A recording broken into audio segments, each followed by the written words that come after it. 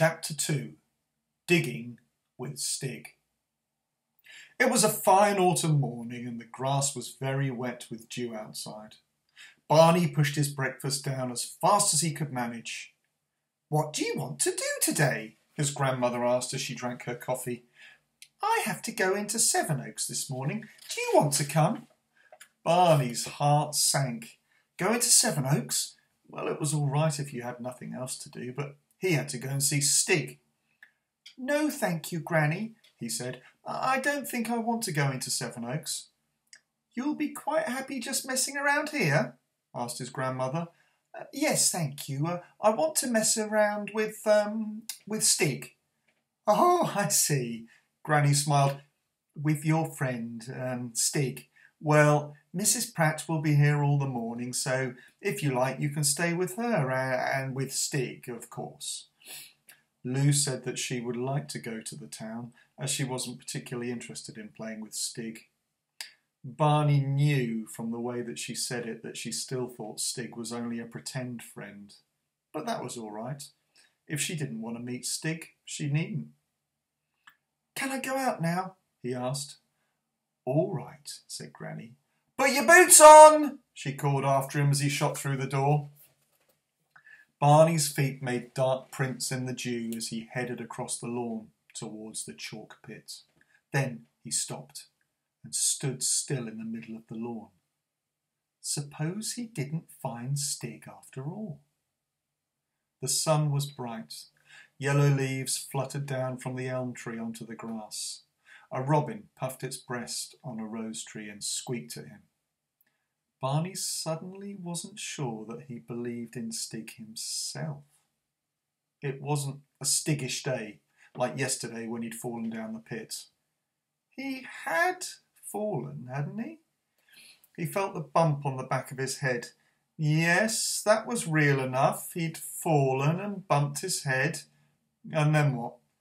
Funny things happen when you bumped your head. Perhaps he only saw Stigs when you fell and bumped your head. He didn't think he wanted to fall over the cliff again on purpose and bump his head again. Was Stig a person you could just go and play with, like the children at the end of the road at home? He had to find out, but he didn't want to go to the chalk pit and find nothing. He stood with his hands in his pockets in the middle of the lawn, his fingers playing with something hard in his left-hand pocket of his jeans. He remembered something and pulled out the thing he had in his hand. Of course! The flint! He looked at it glinting in the sunlight, like a black diamond with its chipped pattern. He'd seen Stig make it. There was no mistake about that. Of course Stig was real. He set off again at a run, climbed the fence into the paddock and waded through the long wet grass to the other side. The copse round the edge of the chalk pit looked dark beyond the sunlit grass. In the middle of the paddock he found himself slowing down and stopping again. Something at the back of his mind was telling them that he'd seen pictures of chipped flints in books and real ones in museums, and they were made by people thousands of years ago, by rough people who weren't alive any longer. People found them and put them in cases with notices on them. Perhaps he just found this one and imagined everything else. And supposing he hadn't imagined Stig, was he the sort of person who liked people coming to play? Well, he told himself all he really wanted to do was look at the place where he'd fallen over yesterday. Have another look down the dump. There was that bicycle anyway. He walked to the edge of the paddock. A clump of brown grass jumped up from under his feet and bounced away towards a bramble patch, showing a white tail and two long ears. Barney's heart bumped, but it was only a rabbit. He ran after it, but it had disappeared into the thick of the undergrowth. Feeling bolder, he climbed over the fence and went carefully towards the edge of the pit, making sure this time he kept near the big tree that seemed to be well anchored to the side and peeped over. He could see the patch of raw earth and white chalk where the ground had given way under him, the dangling creepers lowered down, and a scatter of broken chalk at the bottom. He craned over to see the hole he had made in the roof of the den. There was a pile of branches and rubbish against the foot of the cliff, but no gaping hole. Not a sign of a hole, of a roof, of a den, of a Stig. He listened. A blackbird turning over dry leaves in search of worms was making a noise much too big for itself, but apart from that, the pit was silent and empty. Barney walked away from the edge of the pit, climbed over the fence into the sunshine of the paddock, thinking hard. He looked at the stone in his hand. He felt the bump on his head. He had seen the raw patch where the ground had given way. He remembered crashing through a sort of roof and leaving a big gaping hole, and yet there wasn't a hole. So he couldn't have made one. But he must have landed somewhere, and he had a clear picture in his head of looking up through a hole at the side of a cliff and the clouds passing over the sky. And suddenly, as he stood in the middle of the paddock, he gave a big jump as the answer came to him like getting a sum right. If there wasn't a hole, it was because somebody had mended it. Stig wasn't the sort of person to leave a large hole in his roof for long, not his friend Stig. All at once, everything fitted together. Yesterday's adventure on that Stiggish sort of afternoon, the bump on his head, the flint, and this bright autumn afternoon when he was going to visit his friend Stig. And he was quite clear in his head now that he was going to do and how he was going to do it.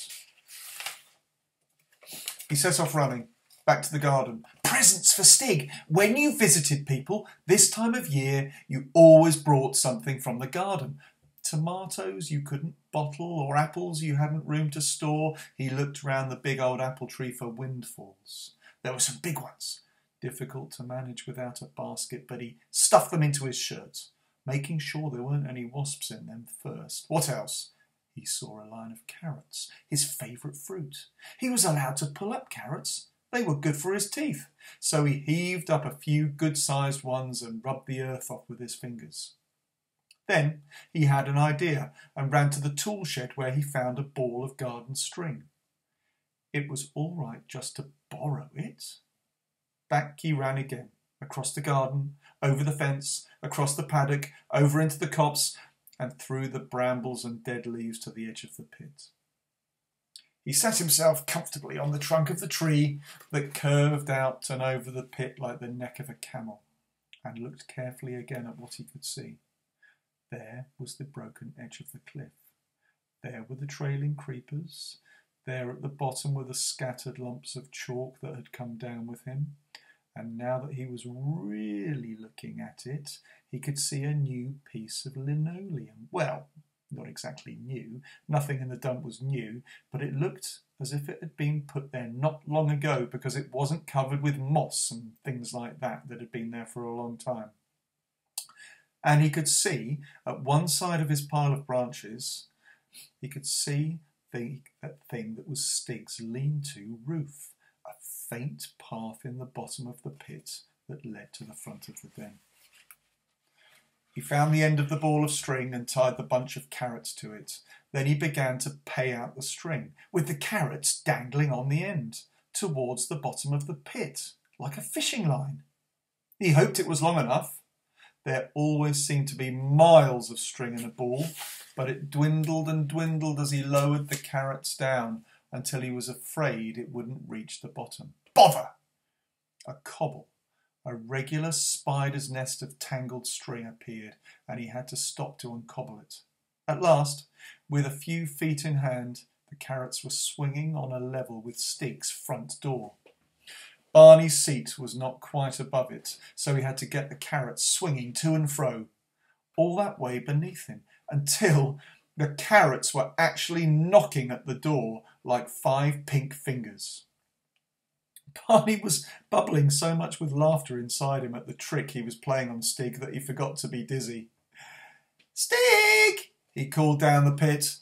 "Morning, Stig! I'm knocking at your front door!" And suddenly, out of the stack of branches appeared the tousled head of Stig, and stayed there wagging to and fro, following the swinging carrots like a cat watching a pendulum. Barney nearly fell off the tree with laughing. "Hello, Stig!" he called. "Good morning, I'm Barney, you remember? How are you?" Stig looked up, and for a moment Barney felt quite frightened at the ferocious scowl on his face, and he was glad to be high up out of his reach. Should he have played a trick on Stig? Perhaps he didn't have what the grown-ups called a sense of humour. Did Stigs have sense of humours? But when Stig made out who it was sitting above his face suddenly changed. His big white teeth showed in a broad grin. He waved both his arms over his head, and he jumped about in the bottom of the pit to show how pleased he was. "Have a carrot, Stig," called Barney. "For you," he said, pointing to Stig. "To eat," he added. "Good for your teeth," he said, making biting movements. Stig leapt at the carrots as they swung past, caught them, looked at them closely, smelt them, then put one in his mouth and crunched it. He looked up at Barney, smiling with his mouth full to show that he liked his present, then made signs which clearly meant that Barney was to come down. "Well, I'm not going to jump this time," said Barney, "and this string's too thin to climb down." "Going round," he said, making circling movements with his arm. He got off his perch and walked the long way round the top of the pit to the shallow end where he had got out the night before. It was more difficult finding his way to Stig's den along the floor of the pit than it had been finding his way out the night before. The dump looked quite different, more cheerful, with sunlight pouring in down through the golden autumn leaves, and the ash and sycamore seeds twiddling out from the trees on top. But the tail of an aeroplane was only part of a farm machine, and the ship's helm was just a broken cartwheel. There was a bicycle too, just a rusty frame with bits of brake hanging onto it. Never mind. He'd found something much more interesting, and he'd seen it and spoken to it in broad daylight. A real live Stig, and he was going to visit him. That's if he could find his way among the giant nettles. Suddenly, there was Stig, coming to meet him straight through a nettle patch, as if stings meant nothing to him.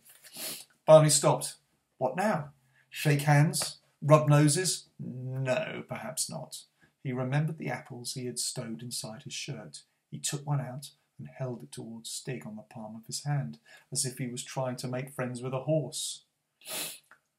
"I hope you like the carrot, Stig," said Barney. "Have an apple." Stig took the apple quite politely between finger and thumb, not between his teeth, as somehow Barney expected him to, and he sniffed it. Barney took out another apple for himself and bit into it. "Good! Good," he said. "Delicious!" Stig took a bite, seemed to like it, smiled, and they both started walking towards the den, munching their apples.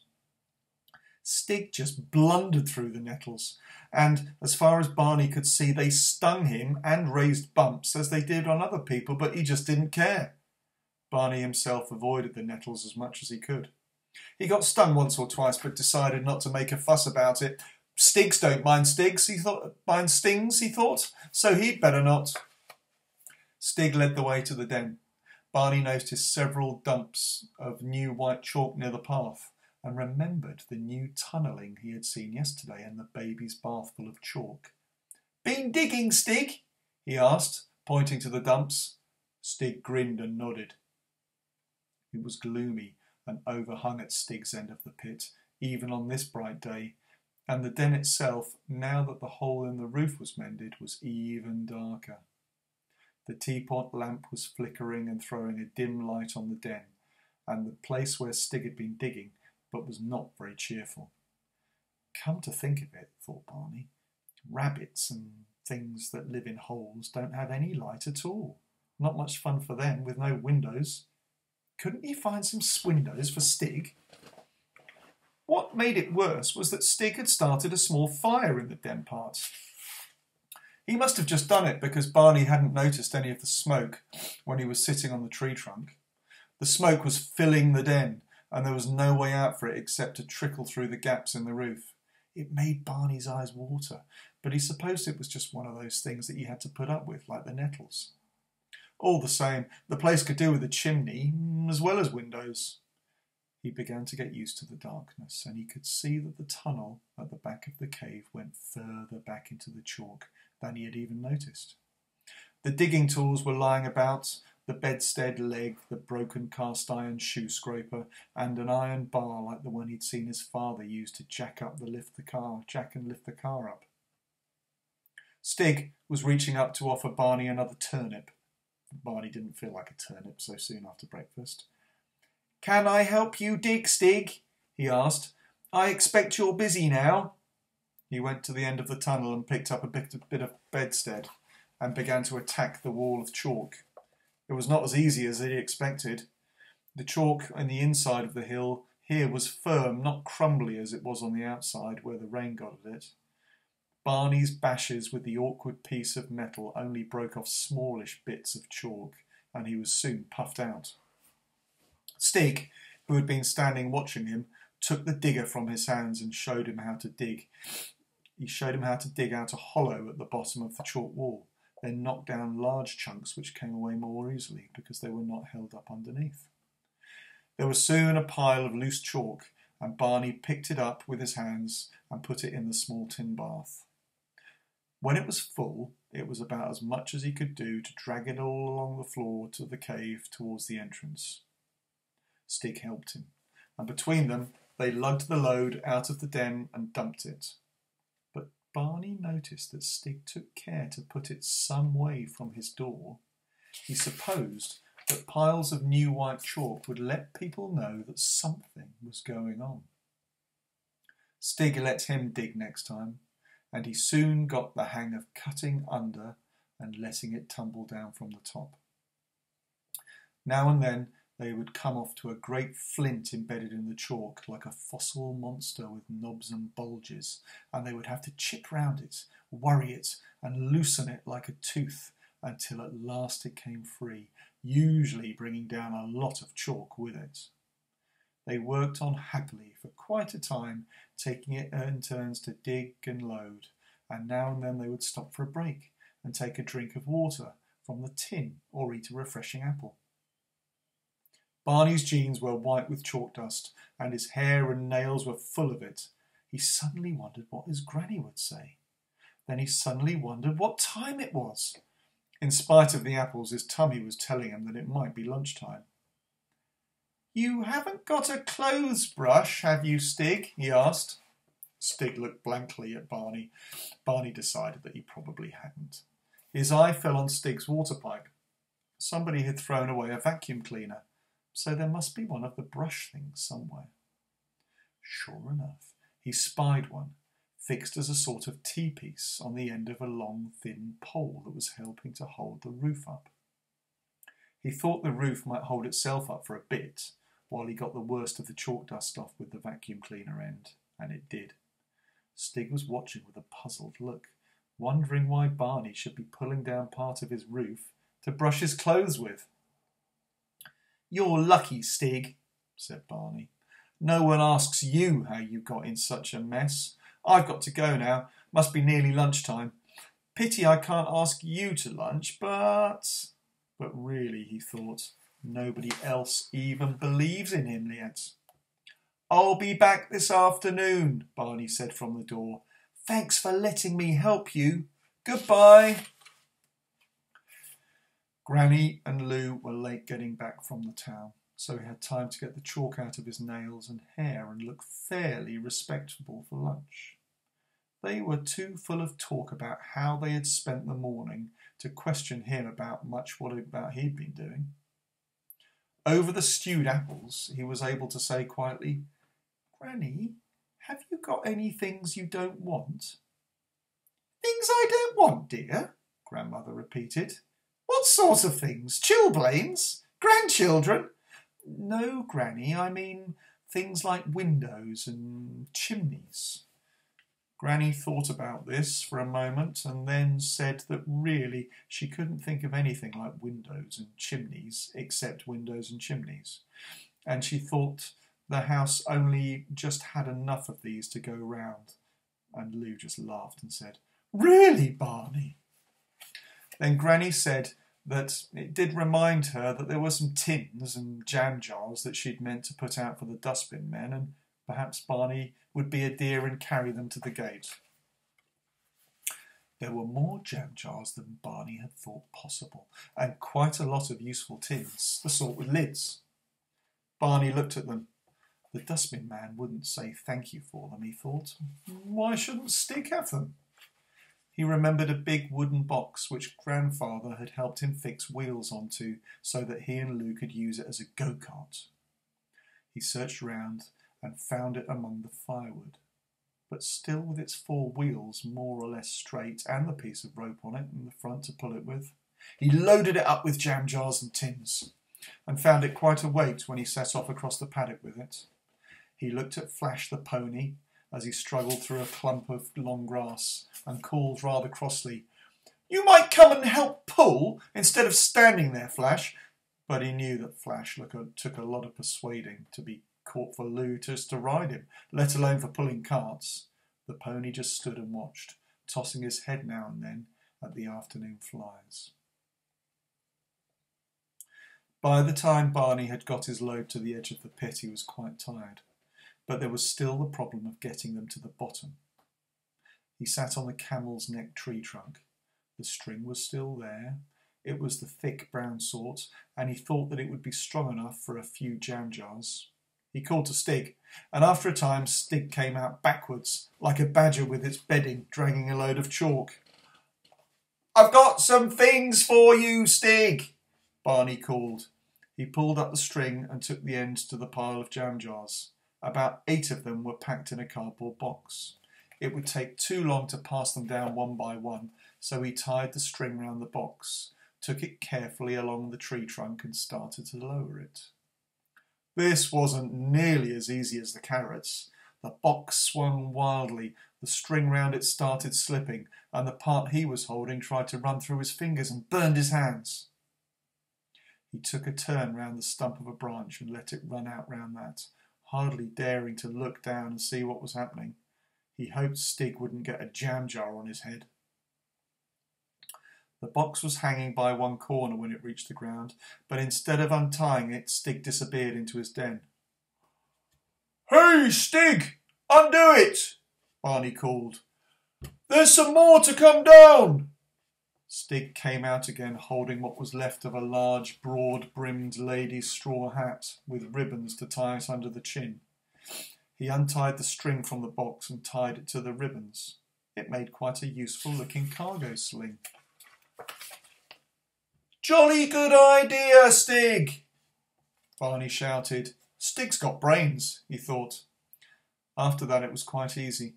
He hauled up the hat, filled it with jam jars, lowered it down with the string running round the stump of the branch, waited for Stig to unload it, hauled it up again, and so on.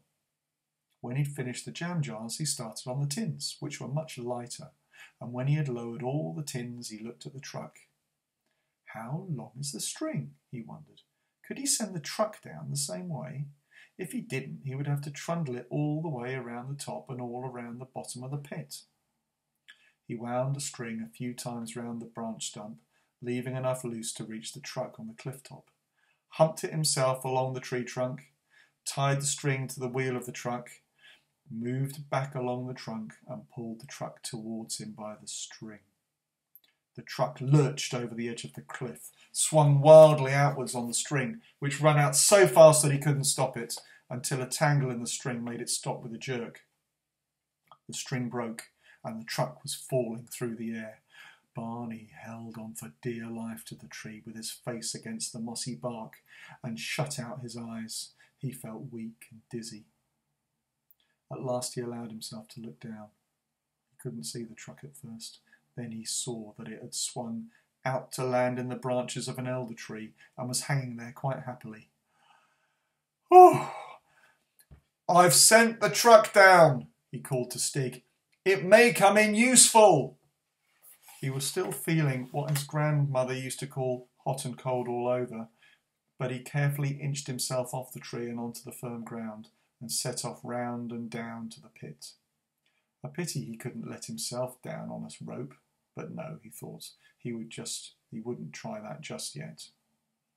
His idea of sending the things down on the string had been a good one, though. He thought to himself as he walked through the copse, another day he'd have to find some more tins and jam jars and stuff like that to send down. He hoped Stig liked them. They would come in useful well, things like that always come in useful if you keep them long enough. By the time he got to the den, Stig had untangled the truck from the tree and was squatting looking at it, and at the tins and jam jars. And then Barney wondered what they were going to do with them all. These are jam jars, Stig, he explained. Jam and marmalade come in them, and you can use them for keeping stuff in them, rice and coffee and things like that. But did Stig want to keep rice and coffee in his den? And these are tins. They're empty, of course, but you get all sorts of things in tins, peaches and baked beans. You have to open them with a tin opener like this. He took out of his pocket a tin opener, which he usually carried about with him. It was the sort with a butterfly handle which you had to turn. Just to show, he fitted it onto the bottom of one of the empty tins and twisted the handle. The opener crept round the edge of the tin. The blade ploughed into the metal at the bottom, and soon the shiny round disc of metal came loose. Stig was absolutely fascinated. He looked at the flat, round piece of tin which had been the bottom, and he looked at the empty tube, which was all that was left of the rest, and he took the tin opener from Barney and turned the handle, but he couldn't make it out.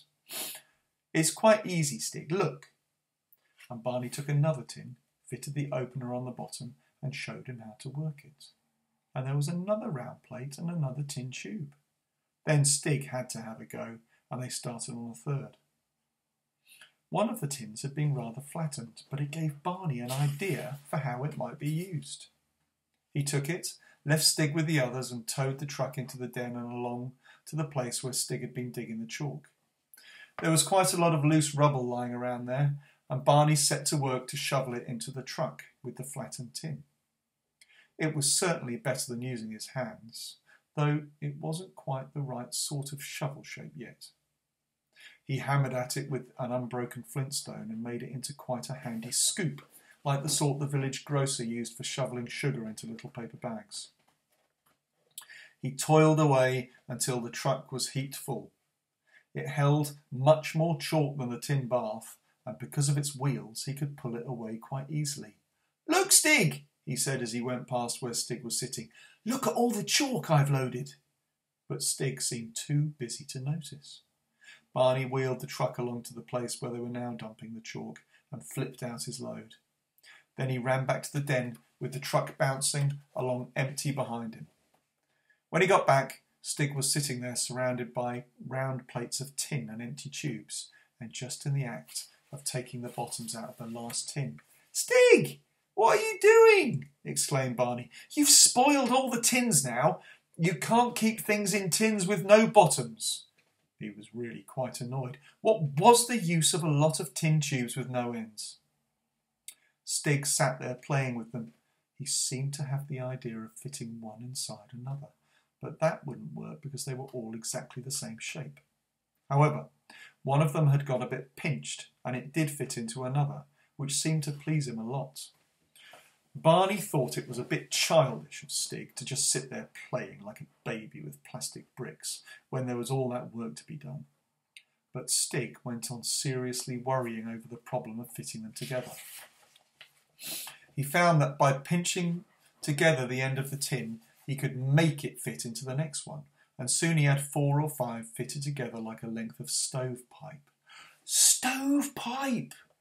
Barney knew there was something Stig needed badly. "You are clever, Stig," he said. "You've made a chimney." Stig looked blank. He didn't know he needed a chimney. He didn't know what a chimney was. Certainly he'd made one, but if it hadn't been for Barney, he wouldn't have known. Working together, they fitted all the tins, one into the other, until they had a pipe that was taller than either of them. With Barney directing, they carried it into the smoky den, where it was too long to stand upright. "Now, all we've got to do is poke it through the roof," said Barney.